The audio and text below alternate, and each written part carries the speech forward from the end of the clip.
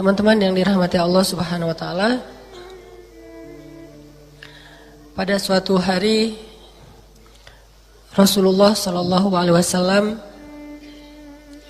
bertanya kepada para sahabat. Ada banyak sahabat yang hadir waktu itu dan di antara mereka juga banyak sahabat-sahabat senior. Nabi sallallahu alaihi wasallam kemudian bertanya, "Wahai sahabat-sahabatku, siapa di antara kalian yang hari ini telah menjenguk orang sakit?" Kemudian Abu Bakar berdiri mengatakan, "Saya ya Rasulullah." Nabi bertanya kemudian, "Siapa di antara kalian yang hari ini telah memberi makan kepada orang miskin?" Abu Bakar berdiri mengatakan, "Saya ya Rasulullah." Nabi bertanya lagi, "Siapa di antara kalian yang hari ini telah menunaikan hak anak yatim?" Abu Bakar berdiri mengatakan, "Ana ya Rasulullah, saya ya Rasulullah." Rasulullah bertanya lagi, "Siapa di antara kalian yang hari ini telah menyambung silaturahim?" Abu Bakar berdiri lagi dan mengatakan, "Saya Rasulullah, saya Rasulullah, saya Rasulullah."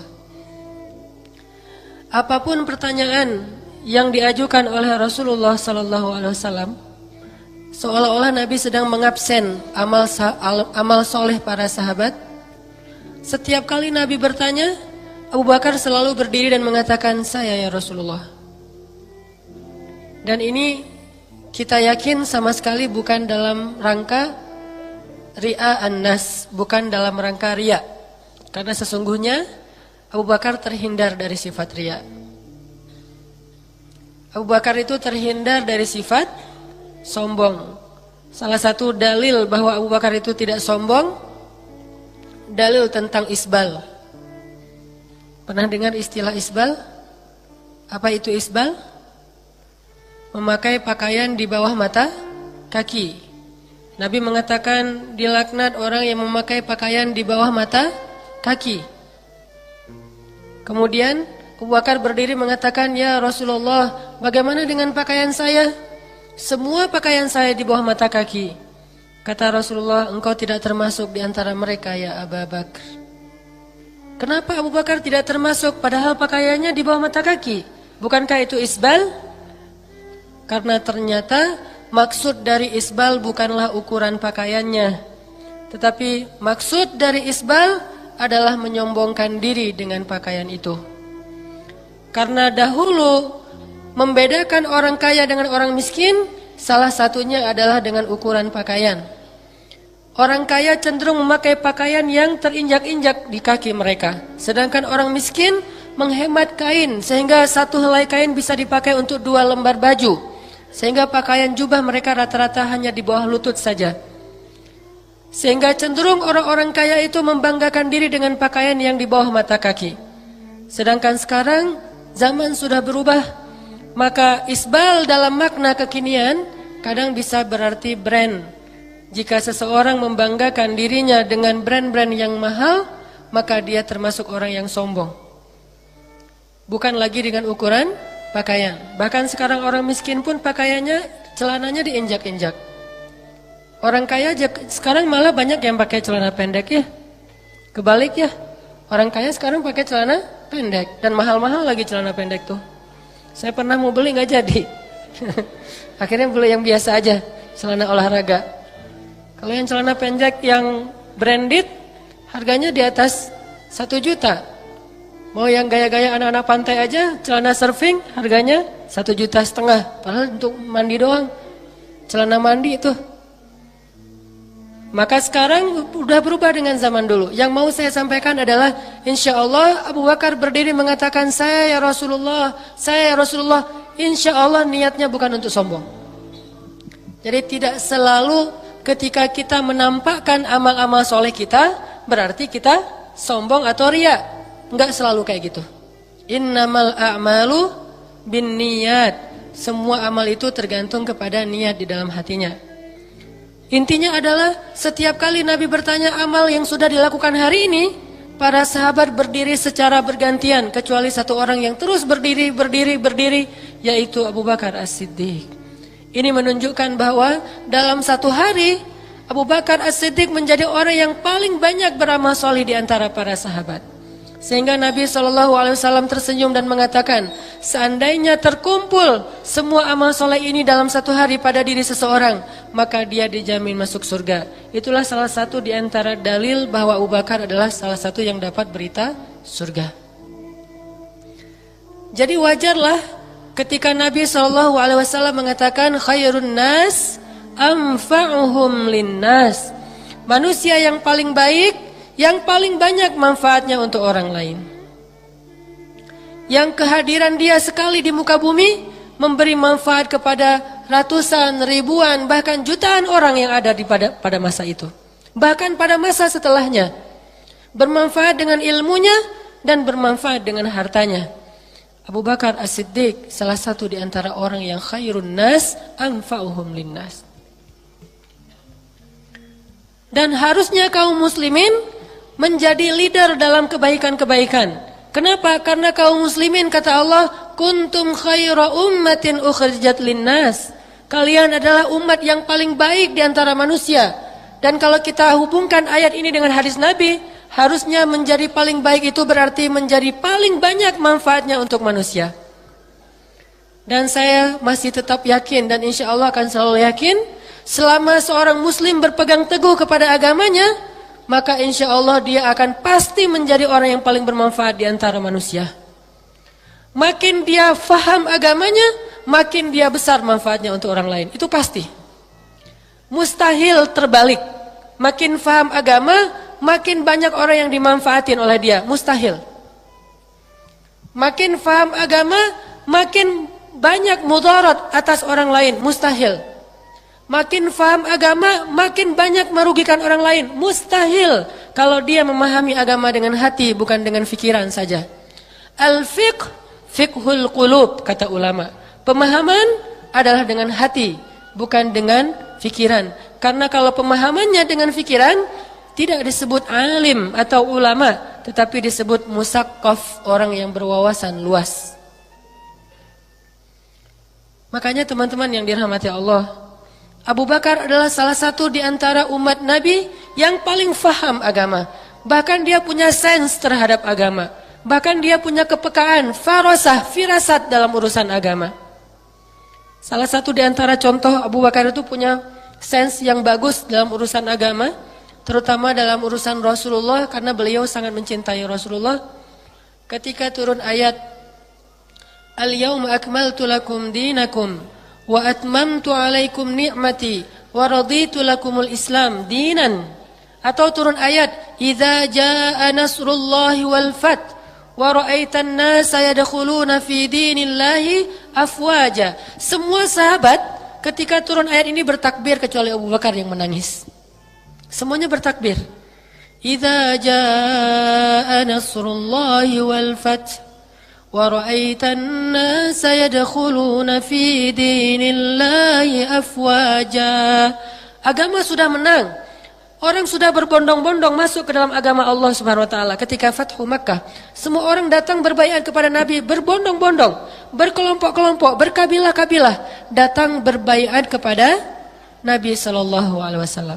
Sehingga para sahabat ketika turun ayat ini merasa ayat ini adalah ayat busyra, berita gembira. Sehingga mereka bertakbir, Allahu Akbar, Allahu Akbar, Allahu Akbar.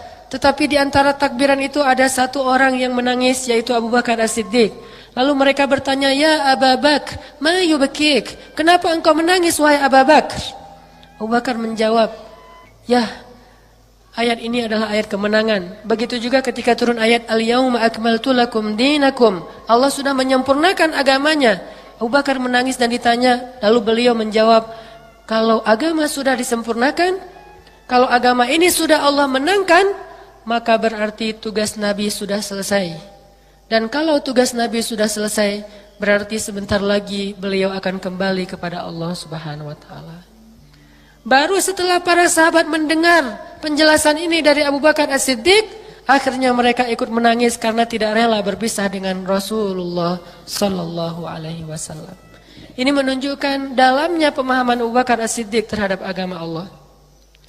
Dan kedalaman ilmu Abu Bakar As-Siddiq, fiqhul qulub, pemahaman dengan hati beliau berbanding lurus dengan bertambah manfaat beliau terhadap orang-orang yang ada di sekelilingnya. Semakin Abu Bakar menambah pemahaman satu ayat, bertambah manfaatnya untuk orang sekelilingnya. Dia baca satu ayat, bertambah manfaat untuk orang lain. Tambah satu hadis, bertambah manfaat untuk orang lain. Tambah satu ilmu, bertambah manfaat untuk orang lain. Begitulah ilmu agama dipahami oleh orang-orang terdahulu. Faham satu ilmu, faham satu teori, bertambah satu manfaat untuk orang-orang di sekelilingnya. Itulah yang disebut dengan khairun nas anfa'uhum linnas. Kuntum khaira ummatin ukhrijat linnas. Khairun nas qarni thumma alladhina yalunahum. Sebaik-baik manusia di zaman aku yaitu zaman para sahabat, di mana orang-orangnya orang-orang yang berkualitas, dan salah satu ukuran kualitas mereka adalah kualitas mereka diukur dari berapa banyak orang yang mendapat manfaat dari keberadaan mereka. Di antara mereka ada Abu Bakar As-Siddiq, Umar bin Khattab, Utsman, Abdurrahman bin Auf, Ali bin Abi Thalib, dan nama-nama besar lainnya. Teman-teman yang dirahmati Allah Subhanahu wa taala, Rasulullah SAW itu kalau mau mengambil harta Abu Bakar, gak pernah Rasulullah merasa sungkan. Padahal Rasulullah itu manusia yang sifat sungkannya itu paling besar di antara semua manusia. Raufun, di dalam akhir surat At-Taubah Allah mengatakan sifat Nabi itu Raufun Rahim. Raufun itu ra'fah, sungkanan. Sangat menjaga perasaan orang lain. Sangat tidak enakan kepada orang lain, tidak mau menyulitkan orang lain, tidak mau membebani orang lain. Itu sifat Rasulullah banget. Paling gak mau nyusahin orang. Sangat sungkan kepada orang lain. Tapi Rasulullah yang sangat sungkanan ini tidak sungkan mengambil harta Abu Bakar walaupun tanpa permisi kepada Abu Bakar. Satu-satunya orang yang kalau diambil hartanya oleh Rasulullah tidak sungkan cuma Abu Bakar As-Siddiq radhiyallahu anhu. Ini menunjukkan betapa mulianya Abu Bakar As-Siddiq sampai bisa membuat Rasulullah tidak sungkan mengambil hartanya. Bisa nggak kita bayangkan? Seorang istri kadang-kadang ngambil harta suaminya lebih dari nafkah bulanan aja sungkan ya? Salah lagi. Yang aduh, banyak jomblo. Seorang ini cerita aja deh.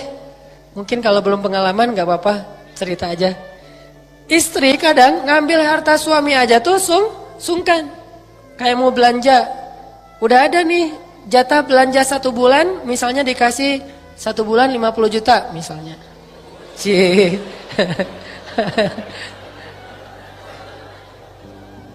Suaminya pengusaha besar, punya trans ya, punya TSB, punya masjid, punya bank gitu kan. 1 bulan ngasihnya 50 juta. Tapi pas belanja jalan kemana gitu, ternyata uang 50 juta tadi habis. Sehingga akhirnya pas mau bayar gesek, dia mau minta ke suaminya tambahan, sungkan gitu. Padahal suaminya orang yang sangat dermawan, tapi masih sungkan. Kita kalau minta uang jajan ke orang tua pas akhir bulan atau awal bulan, sungkan gak? Enggak ya? Biasa aja ya. Berarti orang tuanya baik. Atau kalau misalnya mau minjem ke teman, sungkan gak? Enggak sungkan juga? Wah, terlalu minjam gak sungkan juga ya? Susah nyari contohnya nih. Ada banyak orang merasa sungkan untuk meminta atau meminjam atau mengambil sesuatu dari orang lain. Kayak kita minjam atau minta parfum atau minjam sesuatu yang apalagi keseringan minjam motor gitu ya. Setiap hari, aku pinjam ya motornya, datang bensinnya habis. Besok pinjam lagi, datang bensinnya habis. Ternyata kita jualan bensin pakai motor orang. Ini saking seringnya minjem motor teman, jadi sungkan kan? Abu Bakar As-Siddiq, Rasulullah sering mengambil harta Abu Bakar As-Siddiq dan Rasulullah tidak pernah merasa sungkan terhadap harta Abu Bakar. Bahkan kalau Rasulullah lagi mengambil ada Abu Bakar, Rasulullah ambil aja. Kayak misalnya ada hasil panen kebun Abu Bakar diambil sama Rasul. Ternak Abu Bakar diambil sama Rasulullah. Untuk apa? Untuk kemaslahatan kaum muslimin. Dan Nabi tidak pernah merasa sungkan. Bahkan kadang-kadang Nabi tidak meminta izin kepada Abu Bakar As-Siddiq. Ini menunjukkan betapa pemurahnya Abu Bakar As-Siddiq, sehingga membuat seorang laki-laki yang sangat pemalu dan sungkanan merasa nyaman mengambil harta darinya. Makanya banyak ayat di dalam Al-Quran yang kalau kita baca, termasuk tadi di surat Al-Balad, tentang orang-orang yang fakku raqabah atau it'am yatiman, miskinan dan seterusnya, memberi makan, membebaskan budak. Rata-rata maksud dari ayat itu adalah Abu Bakar As-Siddiq. Kalau kita baca tafsir, setiap ada ayat tentang sedekah, setiap ada ayat tentang membebaskan budak, pasti contoh yang disampaikan oleh para ulama tafsir yang paling atas Abu Bakar, selalu Abu Bakar As-Siddiq. Saking dermawanannya. Walaupun kalau dihitung dari nominal, yang paling besar itu adalah nominalnya Utsman bin Affan dan Abdurrahman bin Auf, tapi tidak sesering Abu Bakar As-Siddiq. Mungkin kalau secara angka Abdurrahman juara tuh, karena sekali ngasih miliaran, lebih kaya daripada Abu Bakar. Atau mungkin Utsman juga begitu, lebih kaya daripada Abu Bakar. Kenapa bisa kayak gitu? Karena Abu Bakar telah jatuh miskin sejak di Mekah, habis hartanya fi sabilillah. Di Madinah udah jadi orang miskin. Di Mekah dia orang kaya, tetapi membebaskan banyak sekali budak. Ada budak dibeli, bebasin. Bayangin Bilal bin Rabah yang dicambuk, yang ditindih dengan batu panas, yang disiksa berbulan-bulan lamanya. Kemudian ketika turun ayat untuk membebaskan budak, langsung Abu Bakar datang ke rumahnya mengambil banyak hartanya, kemudian membeli para budak, Dzinnairah, Bilal dan seterusnya. Datang Abu Bakar bertanya kepada Umayyah bin Khalaf, tuannya Bilal. Kata Abu Bakar, "Ya Umayyah, bebaskan jual saja Bilal kepada saya." Kata Umayyah, "Berapa kamu mau beli?" Kata Abu Bakar, "Berapa kamu mau jual?" Coba. Dia enggak nawar, dia nanya berapa harganya. Disebutkanlah harganya sekian uqiyah emas, yang kalau kita konversikan kepada zaman sekarang kurang lebih sekitar 1 miliar lebih. Harga seorang Bilal lebih dari 1 miliar, sekian beberapa puluh uqiyah. Akhirnya kata Abu Bakar, "Nanti malam saya kirim kepada kamu emasnya. Emas seharga lebih dari 1 miliar, nanti malam saya kirim untuk kamu." Tidak pernah, Bilal 1 miliar, aduh diskon gitu. Enggak, Abu Bakar mah enggak pernah minta diskon. Menghargai Bilal, udah aja berapa yang disebut. Kata Abu Bakar, seandainya dia menyebut 100 miliar pun, maka akan saya bayar. Nanti malam langsung dikirim, karena tidak bisa transfer. Nanti malam dikirim lewat emas batangan tuh. Malam-malam langsung dikirim ke rumah Umayyah. Sampai akhirnya Umayyah mengatakan, "Aduh, seandainya tahu gini mau saya minta lebih tinggi lagi." Saya kira Abu Bakar mau nawar. Ternyata enggak nawar dan dia merasa rugi memberikan harga segitu. Setelah dibeli oleh Abu Bakar, langsung dibebaskan. "Wahai orang-orang Makkah, sesungguhnya Bilal telah bebas. Dia adalah saudaraku di dunia dan di akhirat." Tidak mengambil keuntungan sedikit pun dari pembebasan budak. Dan ini bukan satu budak. Ada puluhan budak yang dibebaskan oleh Abu Bakar. Bayangin, yang harganya di atas 500 juta satu orang budak. Dan itu membuat Abu Bakar jatuh miskin. Sehingga ketika di Madinah, giliran Utsman dan Abdurrahman yang memuncaki klasemen munfik, orang-orang yang berinfak. Tetapi secara kualitas, tetap Abu Bakar tidak pernah terkalahkan oleh siapapun. InsyaAllah nanti kita bahas kisah-kisah yang lain setelah break salat Isya. Bismillahirrahmanirrahim. Teman-teman yang dirahmati Allah, coba teman-teman lihat firman Allah di surat Al-Lail, surat 92. Di situ ada ayat tentang Abu Bakar As-Siddiq, surat 92 surat Al-Lail.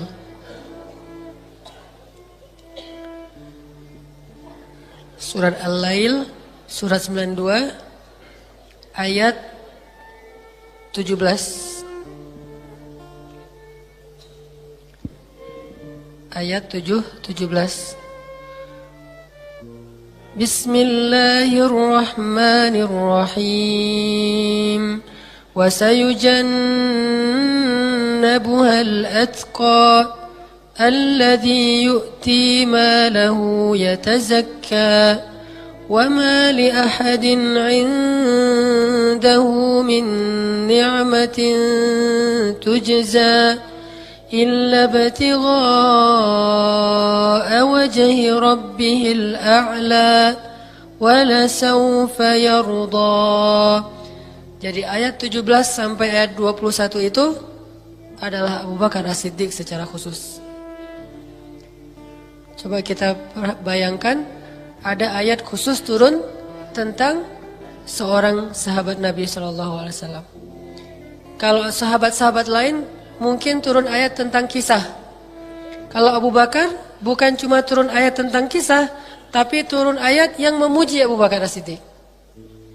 Sebutlah misalnya ada sahabat kayak Aisyah radhiyallahu anha, ada di surat At-Tahrim, ada di surat An-Nur, ada di surat Al-Ahzab, ada di banyak surat mengisahkan tentang kisah Aisyah radhiyallahu anha. Termasuk ayat tentang tayamum itu di Al-Maidah juga turun karena Aisyah radhiyallahu anha.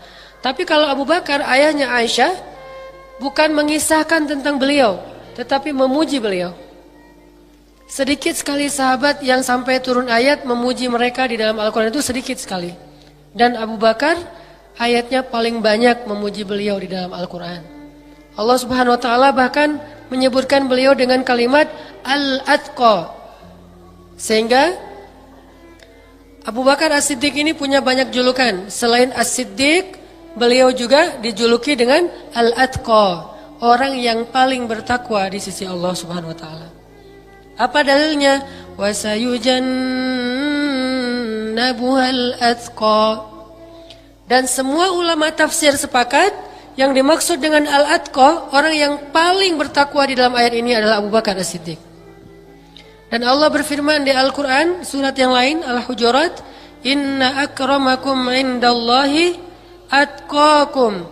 Orang yang paling mulia di antara kalian di sisi Allah yang paling bertakwa. Dan siapakah yang atqakum? Orang yang paling bertakwa di antara manusia atau di antara umat Islam adalah Abu Bakar As-Siddiq. Sehingga wajar Nabi SAW mengatakan, seandainya iman atau amal soleh, karena dalam bahasa Arab iman itu artinya amal. Kadang iman berarti yakin, kadang iman berarti amal. Dan banyak sekali ayat iman itu berarti amal. Ya ayyuhalladzina amanu aminu. Wahai orang-orang yang beriman, berimanlah kalian. Unik ya? Harus baca tafsir. Wahai orang yang beriman, berimanlah kalian. Maksudnya apa? Wahai orang yang beriman, beramallah kalian. Karena banyak makna iman itu amal di dalam Al-Quran. Nah, Allah Subhanahu Wa Taala, ya Rasulullah SAW mengatakan kalau ditimbang amalnya Abu Bakar di satu timbangan, kemudian amal seluruh umat Islam di timbangan yang lain, maka sungguh amal Abu Bakar timbangannya lebih berat daripada semua amal manusia. Ini menunjukkan bahwa Abu Bakar ini orang yang hari-harinya tuh sibuk sekali. Amal solehnya tuh luar biasa dan selalu amal soleh yang jariah, yang pahalanya tuh nggak pernah berhenti, mengalir terus menerus. Dan Allah menyebutkan beliau dengan istilah wasayujannabuha al-atqa. Dia akan dijauhkan dari api neraka. Siapa dia? Al-atqa, Abu Bakar As-Siddiq. Kenapa bisa begitu? Allah memberikan ciri-ciri. Alladzi yu'ti malahu yatazakka. Dia selalu memberikan hartanya untuk membersihkan diri. Alladzi yu'ti malahu yatazakka. وَمَا لِأَحَدٍ عِنْدَهُ مِنْ نِعْمَةٍ تُجْزَى. Dia tidak mengharapkan balasan apapun dari manusia. Tidak mengharapkan ucapan terima kasih, tidak mengharapkan senyuman, tidak mengharapkan penghargaan, tidak mengharapkan balas jasa. sama sekali tidak mengharapkan apa-apa dari manusia. Alladzi yu'ti malahu yatazakka wa ma li ahadin 'indahu min ni'matin tujza. Terus apa yang diharapkan? Illa batigha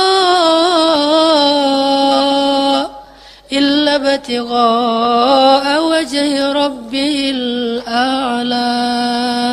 Hanya mengharapkan ridha Allah Subhanahu wa taala. Lihat ada orang yang disiksa, dibeli, kemudian dibebaskan dan tidak ketemu lagi dengan orang itu. Kecuali Bilal saja yang kelak menjadi orang yang sangat dekat dengan Abu Bakar sampai akhir hayat beliau. Kalau yang lain beli kemudian bebasin, udah nggak ketemu lagi. Nggak pernah, masih ingat saya nggak pernah ngomong gitu mah. Kita kadang-kadang cuma nolongin orang yang kempes di tengah jalan, ingat wajahnya. Sampai ke rumah itu kita ingat-ingat terus kita lukis supaya nggak lupa kita pernah menolong orang. Atau kalau udah ditolong kasih stiker, ini tempelin di motor kamu. Apa? Pilih saya. Baru nolong sedikit sudah nempelin stiker. Ada yang ngasih sedikit di sajadah di masjid, pas nggak jadi dipilih sajadahnya digulung bawa pulang lagi karena gagal jadi caleg misalnya.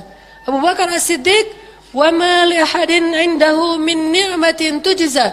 Habis nolong orang udah enggak kenal lagi dengan orang itu. Bahkan ketika orang itu datang kepada Abu Bakar bertanya, "Ya Abu Bakar, masih ingat saya?" "Maaf, saya tidak ingat." "Saya yang dulu yang mana?" "Engkau pernah membantu saya." "Ah, yang mana ya?" Karena saking banyaknya orang yang dibantu. Yang mana ya? Karena saking banyak. Kalau kita masih ingat saya? Oh, ingat banget dong. Gimana nggak ingat, orang dulu saya bantuin kamu dari nggak banyak, panjang lebar tuh ceritanya. Sekali kita bantu orang kita ingat, tapi seringkali orang bantu kita lupa. Bukankah Nabi SAW mengajarkan, ingat 2 perkara dan lupakan 2 perkara? Ingatlah kebaikan orang kepadamu dan kejahatan kamu kepada orang lain, dan lupakanlah kebaikan kamu kepada orang lain dan keburukan orang lain kepada kamu. Dan Abu Bakar As-Siddiq, wa ma li ahadin 'indahu min ni'matin tujza, sama sekali tidak mau mengharapkan balasan dari manusia. Dan enggak akan ilfil kalau orang yang dia bantu itu kemudian bikin beliau tidak nyaman. Tidak tahu diri, tidak berterima kasih, malah menyakiti beliau. Sekali-kalinya Abu Bakar kayak gitu ditegur oleh Allah Subhanahu wa taala di surat An-Nur. Pernah sekali doang kayak gitu tuh. Dan kalau kita baca gimana nanti Abu Bakar luar biasa taubatnya, padahal cuma sekali doang kayak gitu. Beliau suka bantu ponakannya, dibantu terus tiap bulan dikasih nafkah. Tapi ternyata suatu saat saudara yang dibantu oleh Abu Bakar ini malah ikut memfitnah anaknya Abu Bakar, memfitnah Aisyah radhiyallahu anha. Sehingga akhirnya Abu Bakar menjadi sakit hati dan mengatakan, demi Allah saya tidak akan bantu dia lagi. Karena ternyata udah capek-capek saya bantu, malah dia memfitnah anak saya yang paling saya cintai. Lalu turunlah ayat, janganlah orang-orang yang memiliki kelebihan harta di antara kalian bersumpah tidak akan membantu orang miskin. Hendaklah dia berlapang dada dan memaafkan. Tidakkah kalian suka jika Allah mengampuni dosa kalian? Maka maafkanlah dan berlapang dadalah, kata Allah. Begitu ayat ini turun, Abu Bakar langsung menangis dan mengatakan, tentu ya Allah, saya suka engkau memaafkan saya, maafkanlah saya ya Allah. Akhirnya dia datang kepada saudaranya, dia bantu lebih banyak lagi. Cuma sekali-kalinya itu Abu Bakar As-Siddiq pernah kecewa terhadap orang yang beliau bantu. Sisanya beliau tidak pernah kecewa lagi. Wa ma li ahadin indahu min ni'matin tujza illa batigha'a wajhi rabbihil a'la. Hanya mengharapkan balasan di sisi Allah. Kita berakad dengan Allah Subhanahu wa taala, tidak berakad dengan makhluk. Kalau kita berakad dengan makhluk, rugilah kita dunia dan akhirat. Kalau kita berakad dengan Allah, untunglah kita dunia dan akhirat. Ulaika ala hudam mir rabbihim. Ini berakad dengan Allah. Wa ulaika humul muflihun. Orang yang beruntung. Kalau berakadnya dengan makhluk, Ulaika alladzina ishtarawud dhalalata bil huda fama rabihat tijaratuhum. Sama sekali tidak ada untung dalam perniagaan mereka. Makanya kalau kita berbuat baik, jangan berakad dengan orang yang kita bantu. Jangan berakad dengan makhluk. Jangan berakad dengan siapapun kecuali berakad dengan illa batigha'a wajhi rabbihil a'la. Dan Allah janjikan wala saufa yarda, maka pasti dia akan puas kalau berakadnya dengan Allah. Jadi kalau teman-teman ilfil, bete habis ngebantu temannya, ngebantu seseorang, terus orang itu ngebalesnya sebalik dari apa yang kita bayangkan. Dia membalas kita kebalikan dari yang kita lakukan kepada dia. Dia menyakiti kita setelah kita berbuat baik kepada dia. Maka dalam kondisi seperti ini, pahala kita ini tergantung antara langit dan bumi. Jadi naik gak nih? Kalau kita nyesal, kalau kita akhirnya mengatakan, aduh, tahu gini gak akan saya bantu, jatuh lagi tuh pahala dan berkeping-keping, tidak ada harganya di mata Allah. Dalam kondisi seperti itu, bangun lagi self-awareness. Ingatkan kepada diri kita lagi bahwa, oh, saya membantu dia kan akadnya dengan Allah. Dan Allah, wa asirru qawlakum awijharu bih, innahu alimun bidhatis sudur. Allah Maha tahu. Alimun khabir, Allah Maha tahu. Syakur, Maha membalas. Hakim, Maha bijaksana. Karim, kalau ngasih itu gak pernah ngitung-ngitung. Allah sebaik-baik kita kalau mau berakad. Sehingga siapapun yang berakad dengan Allah Subhanahu wa taala rabiha, maka dia sudah beruntung. Inilah Abu Bakar As-Siddiq. Sehingga Rasulullah SAW bersabda, la hasada illa fisnatain. Kalau kita mau jadi khairun nas anfa'uhum linnas, jadilah manusia yang paling baik dengan cara paling banyak memberi manfaat bagi orang lain. Salah satunya adalah memberi manfaat dengan dua hal. Satu dengan ilmu, dua dengan harta. Dua hal ini sampai Nabi mengatakan, la hasada illa fisnatain. Gak boleh kita hasad, cemburu, iri, kecuali kepada dua orang saja yang boleh iri. Hasad itu pada dasarnya gak boleh. Tetapi hasad di sini dengan makna ghibtah, hasad yang baik. Tidak boleh hasad sama sekali, illa fisnatain, kecuali kepada dua orang yang kita boleh cemburu berat. Satu, orang yang Allah berikan ilmu, lalu dia mengamalkannya, dan dia mengajarkan ilmu tersebut. Ini kita harus iri sama orang kayak gini. Coba lihat Imam An-Nawawi, penulis kitab Riyadhus Shalihin, atau Imam Al-Bukhari, yang kemudian hadis-hadis beliau ditulis ulang oleh Ibnu Hajar dalam kitab Sahihul Bukhari, Sahih Muslim. Kemudian Imam Malik dengan kitab Al-Muwatta'nya. Kemudian ulama-ulama yang sangat banyak ilmu mereka, kemudian mereka wafat, ilmunya dibukukan dan dibaca oleh generasi muslim sampai 100 tahun, 200 tahun, bahkan kalau Sahihul Bukhari sudah menembus 1000 tahun lamanya dibaca oleh kaum muslimin. Maka berapa banyak pahala yang beliau dapatkan. Man sanna sunnatan hasanah falahu ajru fa'iliha. Siapa yang memberikan teladan yang baik atau mandalla ala khair, yang menunjukkan jalan kepada kebaikan, maka dia mendapatkan pahala kebaikan dari orang yang menirunya tanpa mengurangi pahala orang yang meniru tersebut. Teman-teman misalnya baca di dalam Sahih Bukhari hadis tentang salat jenazah. Apa pahala salat jenazah? Dapat emas sebesar gunung Uhud. Siapa yang melaksanakan salat jenazah, maka nanti di akhirat dia diberikan pahala, harta. Pahala itu bahasa Indonesia ya. Kalau bahasa Arab mah kalau diterjemahnya sebetulnya bukan pahala, upah. Ajrun itu upah. Kayak mobil taksi kalau di Arab itu disebut dengan sayyaratul ujrah, mobil yang harus bayar upah. Nah, ajrun upah kemudian diterjemahkan jadi pahala. Cuma saya juga nggak ngerti apa arti pahala. Yang jelas upah tuh. dikasih upahnya, bayarannya. Orang yang melaksanakan sholat jenazah dia mendapatkan upah 1 gunung Uhud emas. Gunung Uhud itu ukurannya, nanti cek aja deh di Google. Lihat gunung Uhud yang hampir mengelilingi kota Madinah. Itu kota Madinah itu, setengah dari kota Madinah itu dikelilingi oleh gunung Uhud. Dan sebesar itulah emas yang diberikan kepada seorang yang melaksanakan 1 kali salat jenazah. Buat apa emas segede itu? Itulah kekayaan dia nanti di akhirat. Bukankah akhirat itu abadi? Dan bukankah dunia dibandingkan surga terkecil? Dunia ini, dunia dengan langit dan bumi.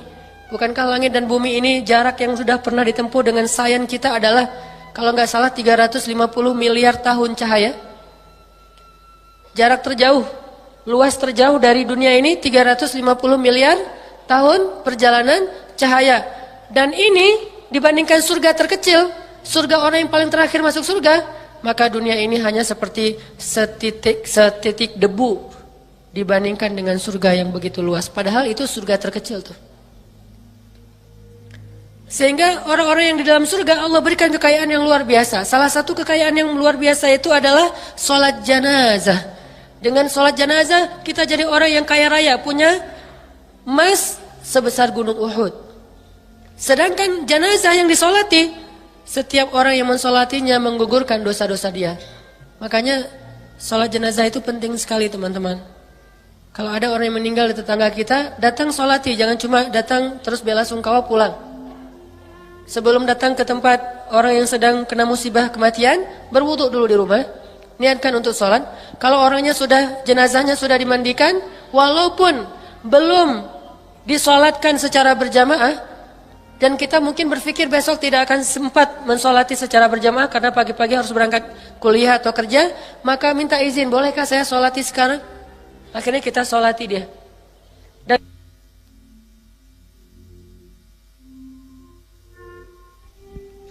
Dan ketika kita mensolati jenazah, satu orang mensolati jenazah menggugurkan dosa-dosa jenazah ini. Sehingga semakin banyak yang mensolati dia, semakin banyak dosa-dosa dia yang dikifarat oleh Allah. Sekarang ada satu kebiasaan yang mungkin perlu dirubah. Di beberapa tempat di kita, orang kalau sholat jenazah itu biasa dikasih sholawat. Ya. Tahu sholawat? Amplop. Istilahnya sholawat. Jadi orang kalau habis sholat jenazah kasih sholawat, amplop. Sehingga biasanya di beberapa tempat yang punya rumah atau ahlu keluarga jenazah ini merasa berat kalau terlalu banyak orang datang untuk mensolati orang tuanya, karena harus ngasih sholawat yang banyak. Akhirnya dibatasi lah, dan kalau perlu tidak diumumkan kapan akan sholat jenazah. Nggak usah di masjid, di rumah aja. Kalau perlu nggak usah rame-rame, agak dibatasi. Sehingga yang datang pada duduk-duduk nongkrong di depan sambil ngerokok segala macam, nggak ikut sholat jenazah. Yang sholat jenazah hanya sahabat dekat sama keluarga dekat. Lalu keluar udah disiapin amplopnya. Sedangkan keluarganya, anak-anaknya nggak ikut sholat. Dan ketika saya keluar dari tempat itu selesai sholat jenazah, dikasih sholawat, saya tolak, malah saya bawa sholawat juga. Jadi sama-sama sholawatan nih. Saya bawa salawat, tapi salawat saya sama dengan mereka, salawat amplop, bukan, saya juga bisa, Allahumma shalli ala Muhammad. Enggak, saya bawa amplop, enggak usah nih, saya mau ngasih juga nih. Senang ternyata, berarti itu terpaksa, karena kebiasaan. Dan karena kebiasaan, ada beberapa orang yang sholat jenazah, jadi senang kalau ada yang meninggal, karena ada salawatnya. Ini yang tidak baik, bukan enggak boleh ngasih ya, tapi ini bab lain lagi yang jelas. Ini memberatkan orang yang kena musibah dan nanti juga menjadi mata pencarian baru bagi beberapa orang. Kalau ada yang meninggal, wah saya pengen dapat salawat. Akhirnya berlomba-lomba, tapi dibatasi. Begitu udah penuh ruangan yang kecil, akhirnya orang yang nggak dapat, akhirnya dia ngerasa, telat saya nggak dapat salawat dan segala macam. Sampai ada yang datang, kemudian dia nanya, salawat saya mana, salawat saya mana. Sampai orang yang punya rumahnya bingung karena kehabisan amplop, dan akhirnya mereka patungan dan ngasih kepada dia. Hanya untuk mendapatkan itu, dia lupa. Ketika dia mendapatkan salawat yang cuma 10.000, dia kehilangan emas sebesar gunung Uhud. Dan karena keluarganya menahan orang gara-gara takut nggak bisa ngasih salawat, maka jenazah itu tidak diampuni dosanya dengan sholat orang yang tersebut, harusnya dia bisa mensolati. Jadi kifarat dosa bagi orang meninggal itu banyak. Salah satunya dengan sakaratul maut itu kifarat dosa. Sehingga kalau kita lihat ada orang yang sakaratul mautnya susah, dia orang yang beriman, jangan suuzon. Wah, dosanya banyak banget. Jangan. Bilang aja kalau dia orang beriman, sakaratul mautnya susah, bilang mungkin itu kesusahan terakhir dia. Dan setelah ini dia akan mudah seterusnya. Kalau sakaratul mautnya mudah, mungkin itu kemudahan pertama dia, setelah ini semakin mudah. Sedangkan orang kafir, kalau sakaratul mautnya mudah, maka itu kemudahan terakhir dia, setelah ini akan susah. Kalau sakaratul mautnya susah, maka itu kesusahan pertama dia dan setelah ini lebih susah. Gak boleh suudzon kepada jenazah terutama mukmin. Tetapi benar bahwa sakaratul maut menggugurkan dosa. Sakit-sakit sebelum dia meninggal menggugurkan dosa. Kemudian disolati menggugurkan dosa. Nanti kalau belum habis di dalam kubur ada azab kubur menggugurkan dosa. Kalau belum habis juga padang mahsyar. Kalau belum habis juga neraka. Tapi kalau di kubur udah habis, di padang mahsyar udah ringan. Kalau pas sakaratul maut udah habis, maka pas di kubur udah ringan.